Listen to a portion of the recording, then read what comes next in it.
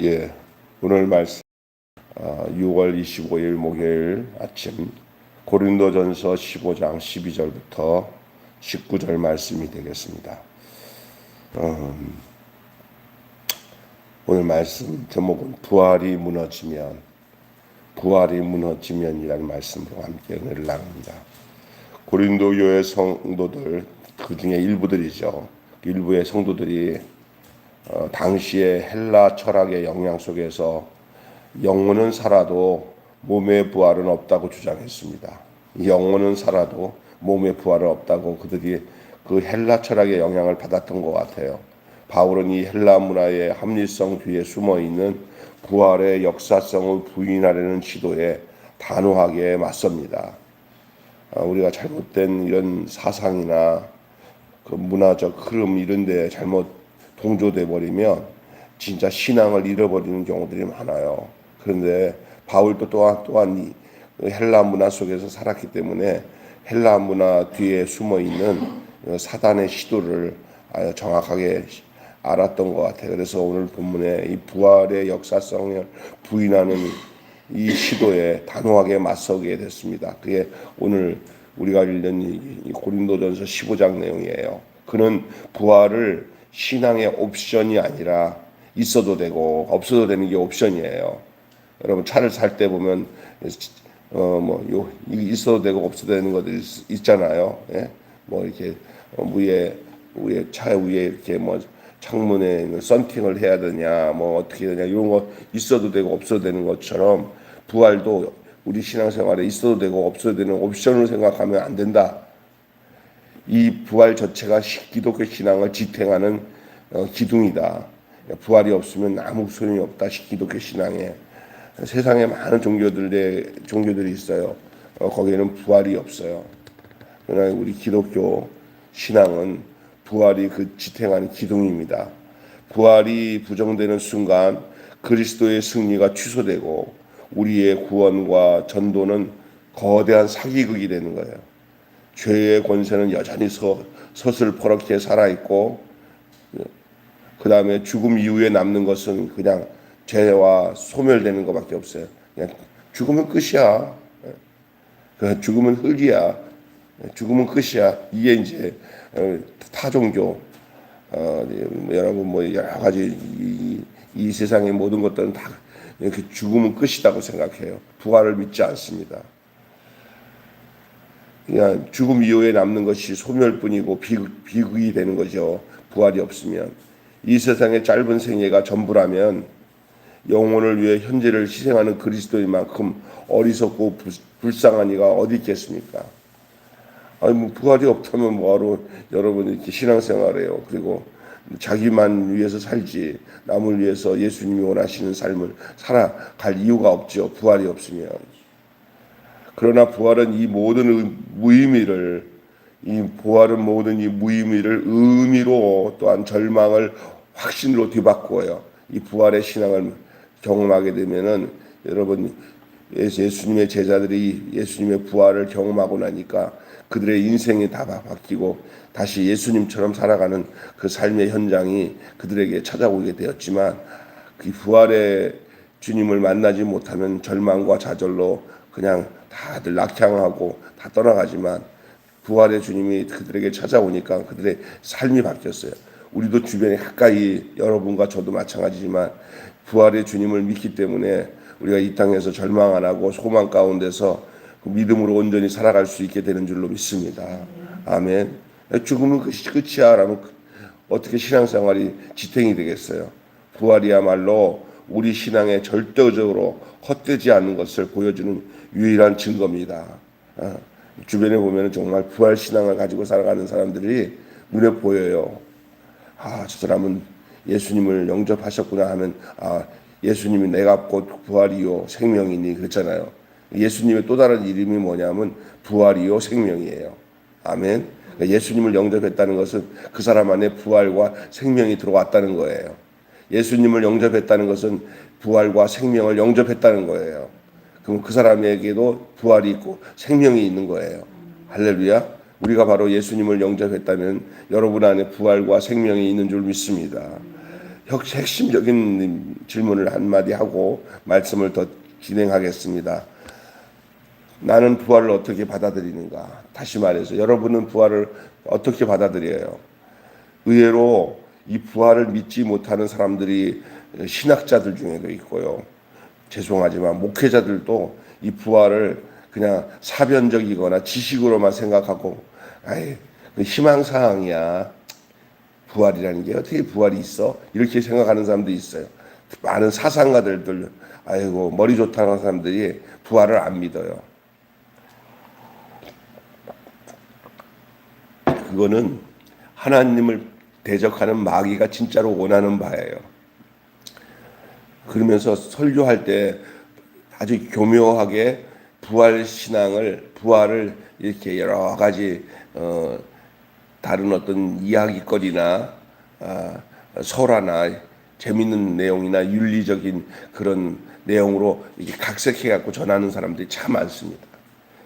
그리고 솔직하게 이제 부활에 대해서 물어보면 부활 믿습니까? 그러면 아예 부활을 어떻게 믿어요? 그냥 사람들에게 희망 주려고 하는 말이지요. 뭐 이렇게 슬쩍 넘어가요. 그러면 큰일입니다. 실제가 돼야 돼요. 여러분은 어떻게 부활을 받아들이냐? 이론 중에 하나처럼 부활을 받아들이면 안 돼요. 예를 들어서 제가 전에도 얘기했잖아요. 수박을 먹는데 수박을 아냐고 할 때 당신 수박을 알아? 그러면 아이고 수박에는 말입니다. 당분이 있고 수분이 얼마 있고 색깔은 퍼렇고 내가 수박에 대해서 얼마나 많이 아는데 그 수박을 아는 겁니까? 예, 내가 수박을 많이 알아요. 이거 아는 것과 수박을 탁 깨가지고 그 안에 있는 시원한 수박을 한 입 딱 물었더니 와 수박 참 맛있다 하는 암과 다른 암과 아까 전에 먹지도 않고 수박을 분석해가지고 그렇다 저렇다 하는 것과 뭐가 달라요? 다르죠. 경험되지 않은 거예요. 자기가 그거를 진짜로 가지고 있는 것과 그것을 그냥 이론으로 분석하는 건 다른 거예요. 기독교는 분석이 아니고요. 연구가 아니에요. 기독교는 실제예요. 실제. 예수가 내 안에 진짜로 실제로 계시는 거고 생명이 실제로 와서 나를 변화시키는 거예요. 옛날에 전도사 우리 결혼한 우리 형제 우리 전도사 목사들과 전도사들은 결혼한 사람들이 모여 있는데 총각이 와가지고 이렇게 오니까 물레동에 있을 때 우리 내가 구자신 목사 결혼하기 전에 우리 같이 이렇게 있을 때 우리끼리 얘기하다가 끼어들어요. 야 네가 결혼 알아? 여자 알아? 나 여자 알아요. 뭘 알아 임마. 결혼한 사람끼리만 얘기하는 게 있잖아요. 주님과 함께 사는 거, 주님을 경험하는 거, 이것은 기노스코라고 하는 말이에요. 경험으로 알 뿐만 아니라 그 사실이 나 안에 들어와서 그 사실이 되는 거예요. 그러니까 이제 그 변화가 되어서 성질이 다 바뀌고 성분이 바뀌고 여기 그 화학에 보면은요 이게 들어와서 혼합물이 있어요. 혼합물과 화학물은 달라요. 무슨 얘기냐면 열 처리가 돼가지고 혼합물은 그 전에 있는 성질이 다 바뀌어가지고 그 성질이 탄소광이 돼버려요. 처리 이게 화학적 반응을 일으켜서 전혀 다른 성질로 나오는 거야. 그게 화합물이에요. 혼합물은 뭐냐? 그게 섞여가지고 그 성질이 하나로 됐는데 그 속이 그 안에서 이것 따로 저것 따로가 섞여 있는 거예요. 여러분 기독교 신앙이 이것 따로 저것 따로 섞여 있는 게 기독교 신앙이 아니라 탁 붙어갖고 새로운 성질로 나오는 거예요. 이해가 되세요? 그게 기독교 신앙이에요. 부활은 그와 같은 거예요. 내게 부활이 임하고 예수님이 임하면 샥 바뀐 거예요. 그래서 이거랑 전혀 다른 거예요. 할렐루야. 근데 많은 사람들이 이제 기독교를 믿는 거 하면 나는 살아있고 예수를 내 안에 들어와서 나랑 같이 이렇게 섞여가지고 서로 윈윈하는 거라고 생각하는 거예요. 망하는 거예요, 이거는. 무슨 얘기 이해가 되세요? 오늘 요것만 알아도 여러분요, 신앙생활의 근간을 바꾸는 거예요, 이게. 하나님이 진짜 이거 중요한 거예요. 제가 굉장히 식기전해 준 거예요, 이게. 근데 왜 한국 교회에 많은 교회들이나 성도들이 안 바뀌냐? 혼합물이에요. 그리고 나도 믿음이 있어요. 부활이 있어요? 아, 여기는 갖고 있어요, 부활. 가지고 있네. 가지고 있으면 뭐예요, 이게. 근데 진짜로 그 부활이 들어와서 나의 삶이 예수와 죽고 예수가 완전한 자기 생애로 확 해갖고 휙 해서 화합물로 바뀌었어요. 그 사람의 생각하는 거, 말하는 거, 모든 것이 성경 중심으로 주시는 성령이 역사하시는 부활의 삶이 이루어지잖아요. 그럼 이 세상이 바뀌어요. 이 세상이 이렇게 교회가 이럴 수가 없어요. 세상이 이럴 수가 없어요. 그런데 우리가 큰 거 하지 않아도 그냥 작게 내가 사는 그 가정이나 삶의 틀에 이거 내 안에 예수가 계시구나. 나는 예수의 사람이다. 나는 완전히 확 기노스코 내가 완전히 예수 사람으로 바뀌어진 사람이다. 이 믿음과 확신으로 성령이 그걸 이끌어가니까 그게 부활신앙이에요. 그러니까 죽어도 살고 살아도 죽지 아니하고 영원히 그 부활의 신앙을 가지고 이 땅에 살다가 주님 맞이하는 거예요. 주님이 원하시는 신앙이 이거예요. 근데 이거 혼합물적 신앙을 가지고 살아가는 사람들은요, 기분 따라 바뀌어요. 막 부활이 믿어졌다가 안 믿어졌다가 죽으면 끝이지 뭐 이렇게 돼버리는 거예요. 이러면 힘 있는 신앙생활, 주님이 원하시는 부활 신앙을 가지고 살 수가 없어요. 바울이 얘기하고 있는 게 바로 그겁니다. 예. 여러분은 부활을 어떻게 믿습니까? 오늘 제가 여러분이 증거하는 것 듣고 여러분이 확실한 믿음을 가지고 부활 신앙으로 살고 계십니까? 사람은 눈에 보이는 현실을 기준으로 생각하기 쉽습니다. 죽음은 누구도 피할 수 없는 결말처럼 보이기 때문에 판단 중지 여지없이 판단 기준이 될 수가 있습니다. 죽음 이후의 이야기를 상징이나 비유로 이해하는 자들에게 바울은 죽음을 넘어서는 부활이 복음의 핵심이라고 외치는 거예요. 여러분, 그래서 부활신앙은 뭘 가지게 되냐면 죽음 이후의 삶을 미리 끌어당겨서 죽음을 갖지 않은 이 육신이 살아있을 때도 그 존재로 사는 삶이에요. 죽음이라는 것은 큰 문제가 되지 않나요? 그냥 길 건너 마을로 가는 것 같은 거예요. 할렐루야. 그러니까 세상 사람은 그렇지 않잖아요. 부활에 대한 확신이 없으니까 첫째로 찾아오는 게 죽음의 두려움이에요. 그러나 부활신앙 가진 사람은 이게 뭐냐면요, 이미 하늘의 생명을 이 땅에서 끌어다녀서 이 땅에서 소유하고 사는 거예요. 단지 불편한 것은 육체를 가지고 사는 것밖에 없지, 자기 안에 죽음 위에 장막성이 무너지면 영원한 하나님의 집이 우리에게 있는 줄 알고 살아가는 것. 바울은 이 죽음 넘어서는 이 부활이 바로 복음의 핵심이라고 외치고 있는 겁니다. 자, 여러분, 복음이 무너질 때 어떻게 무너져요? 부활이 사라져버리면, 부활 신앙이 사라지면 복음은 그냥 무너져요. 그렇다면 여러분, 복음이 전해지는 걸 제일 싫어하는 사탄의 공격 중에 가장 큰 공격이 뭐냐면 다른 건 다 믿되 뭐만 믿지 말아라. 예? 사단이 모든 건 다 믿되 그거 믿지 마. 부활을 믿지 마. 부활 안 믿으면 다 가짜가 되는 거예요. 춘천에 가면은요, 저랑 우리 DCF에서 양육받은 김성로 목사님이라고 학교 선생이었던 분인데, 우리 강보영 목사님 제자이기도 하고 저도 제자지만, 그분은 뒤늦게 목회를 했는데도 그 춘천이라는 그 전 도시에서 교인들이 다 3천 명이 모이는 엄청난 교회가 됐어요. 요즘 이제 얼마 전에 돌아가셨을 거예요 아마. 근데 그분이 저보다 좀 늦게 DCF에서 양육받았는데, 강보영 목사한테 양육받으면서 이분이 뭘 확실히 알았냐면 부활이요.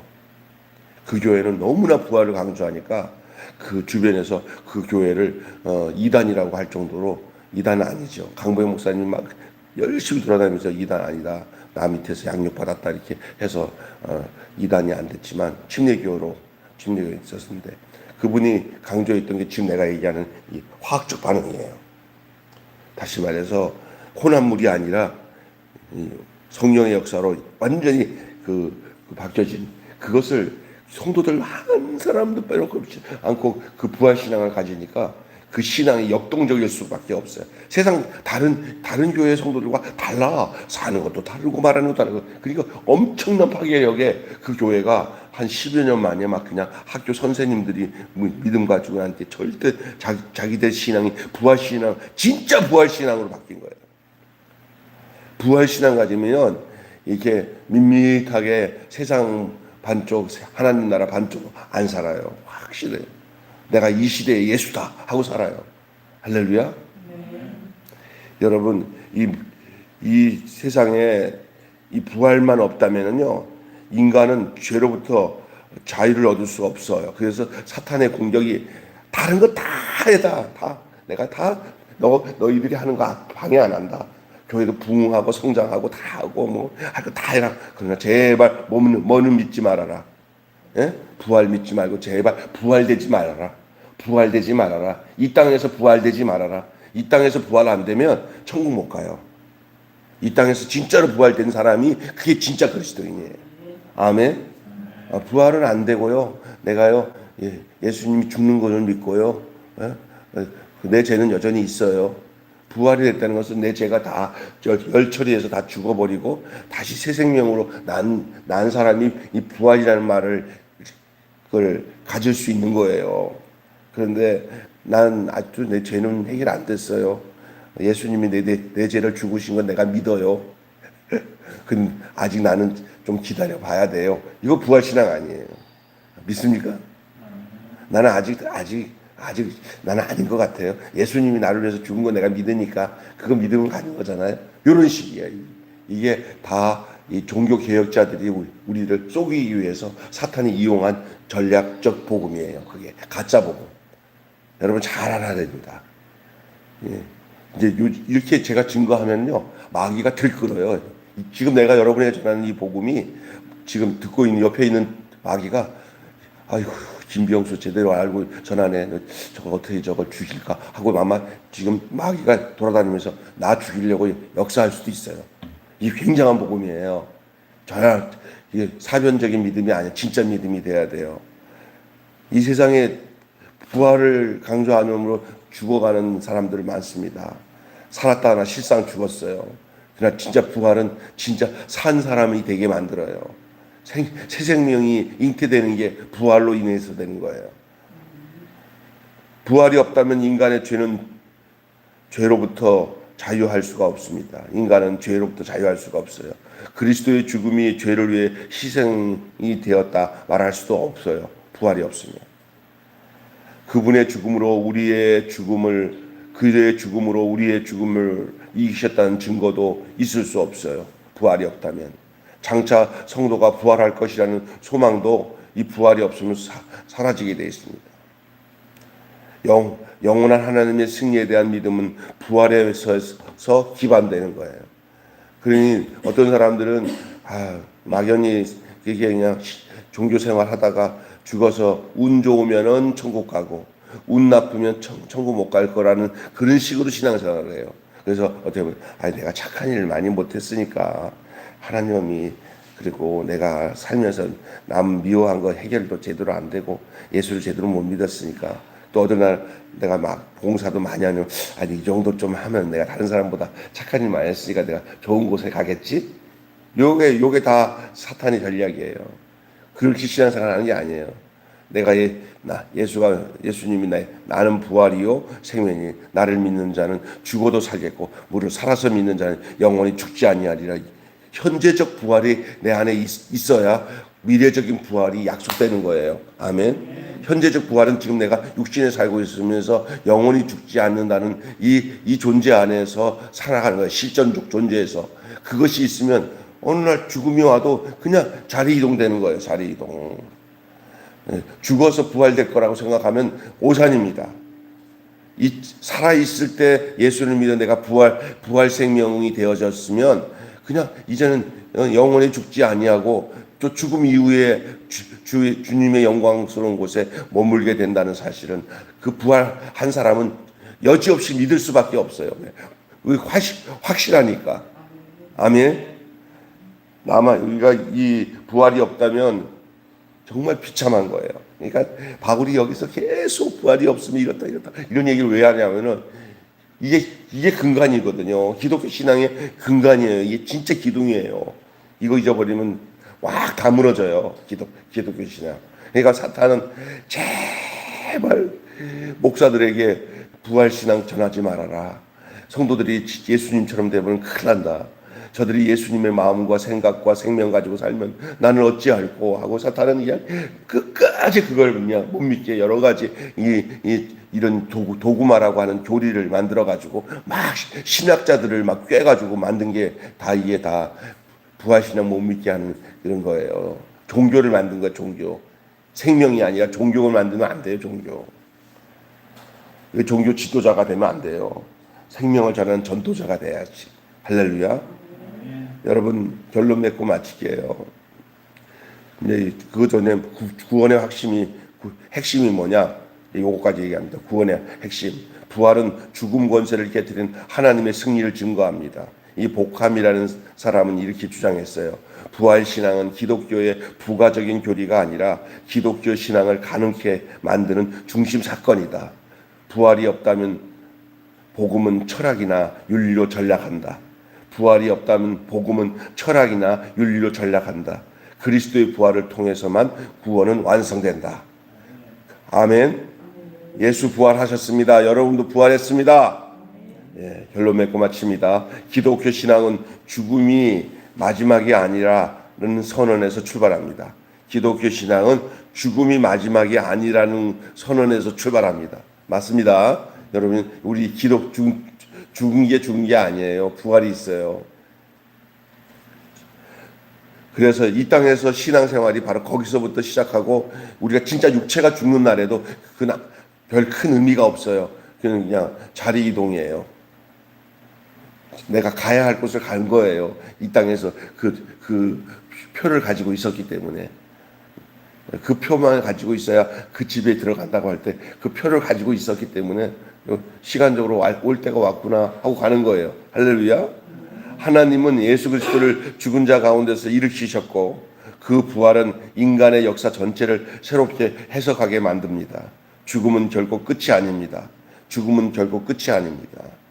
다시 사신 주께서 교회를 영원한 삼위일체 하나님과 사귐에 초대하신다는 사실을 기억하시기를 바랍니다. 한마디로 하고 마치겠습니다. 그리스도의 부활은 기독교 신앙의 한 부분이 아니라 시작. 그리스도의 부활은 기독교 신앙의 한 부분이 아니라 복음 전체를 지탱하는 토대다. 복음 전체를 지탱하는 토대다. 할렐루야. 이게 오늘 전체적인 말씀의 내용이에요. 여러분 오늘 말씀 듣다가 더 중요한 사실은 우리는 혼합물이 아니라 화학적 반응으로 해서 전혀 새로운 성질로 바뀌어지는 그러니까 그런 존재라는 걸 알아야 돼요.